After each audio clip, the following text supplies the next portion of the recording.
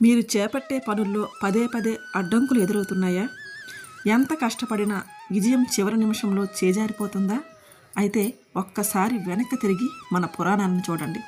సాక్షాత్తు ఆ శ్రీరామచంద్రుడికే విజయాన్ని చేకూర్చిన ఒక అద్భుతమైన రోజుంది. అదే విజయ ఏకాదశి. లంకలో బందీగా ఉన్న సీతమ్మను రక్షించడానికి రాముడు వెళ్తున్న సమయం. ముందు అగాధమైన సముద్రం, వెనక అపారమైన వానర సైన్యం. ఏం చేయాలో పాలుపోని ఆ క్లిష్ట సమయంలో రాముడికి లభించిన ఒకే ఒక ఆయుధం విజయ ఏకాదశి వ్రతం. ఒక చక్రవర్తికి, సాక్షాత్తు దైవ స్వరూపానికే విజయాన్ని అందించిన ఈ తిథికి ఉన్న శక్తి సామాన్యమైనది కాదు. రేపు రాబోతున్న ఈ పవిత్ర రోజున మీరు ఏ తప్పులు చేయకూడదు, ఏ మంత్రాన్ని పఠిస్తే మీ అదృష్టం మారుతుంది అనేది ఈరోజు మనము తెలుసుకుందాం. వీడియోను చివరి వరకు చూడండి. వీడియో చివరిలో మనకి అన్నిటా విజయాలని ప్రసాదించే ఒక శక్తివంతమైన మంత్రాన్ని చెప్తాను. ఈ ఏకాదశికి శ్రీరాముడికి ఉన్న సంబంధం చాలా ఆసక్తికరంగా ఉంటుంది. సీతమ్మ వారిని వెతుకుతూ శ్రీరాముడు, లక్ష్మణుడు వానర సైన్యంతో సముద్ర తీరానికి చేరుకుంటారు. ఆ అపారమైన సముద్రాన్ని దాటి లంకను చేరుకోవడం సామాన్యమైన విషయం కాదు. అప్పుడు శ్రీరాముడు లక్ష్మణుడితో అంటాడు, లక్ష్మణ, ఈ సముద్రాన్ని దాటే మార్గం ఏది అని.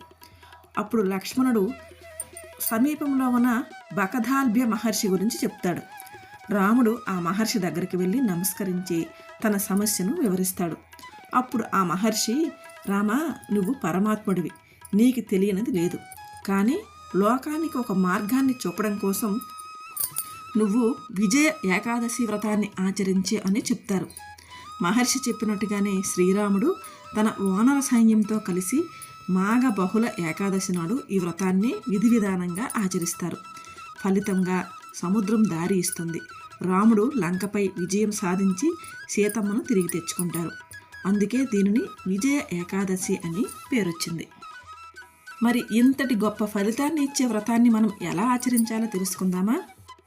ఏకాదశి వ్రతం చేయాలనుకునే వాళ్ళు ముందు రోజు వచ్చే దశమి రోజు నుంచే కొంతవరకు సిద్ధపడాలండి.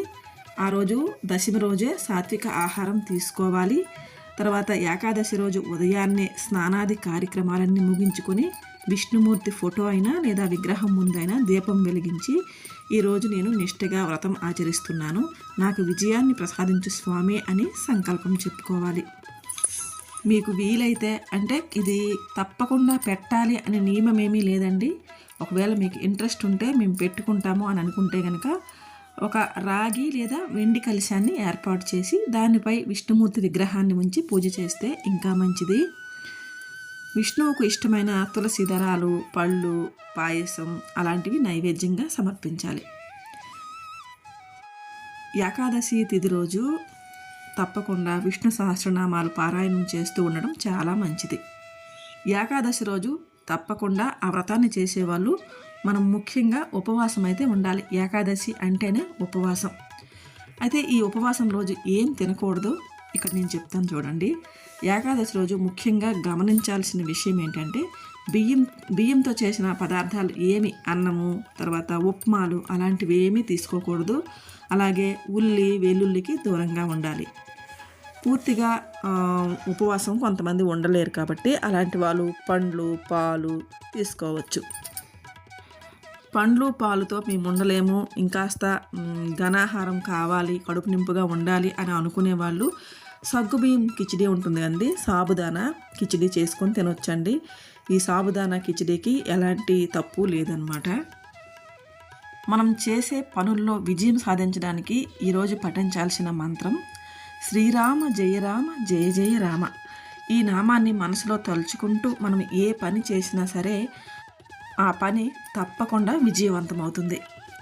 ఇదేనండి వీడియో నచ్చితే కనుక తప్పకుండా లైక్ చేయండి, షేర్ చేయండి. నా ఛానల్ను ఫస్ట్ టైం చూస్తుంటే తప్పకుండా సబ్స్క్రైబ్ చేసుకోండి. ఇంకో మంచి వీడియోతో మళ్ళీ కలుద్దాం. అంతవరకు బాయ్ అండి.